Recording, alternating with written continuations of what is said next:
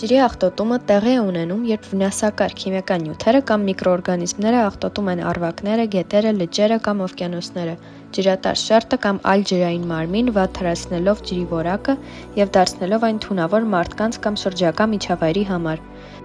Ջրային օբյեկտների աղտոտման գլխավոր աղբյուրը արտադրական հոսքաջրերն են։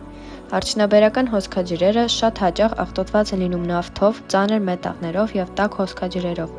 որոնց նույնիսկ փոքր քանակության դեպքում ջուրը կհամարվի աղտոտված։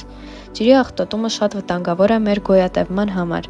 Այն համարվում է աշխարհի ամենամեծ առողջական վտանգը և սպառնում է ոչ միայն մարդկանց, այլև բազմաթիվ բույսերի և կենդանիների։ Աղտոտված ջուրը կարող է առաջացնել մարդու մոտ մեծ քանակությամբ հիվանդություններ, շնչառականից մինչև նյարդային, իսկ կենդանիներից և բույսերին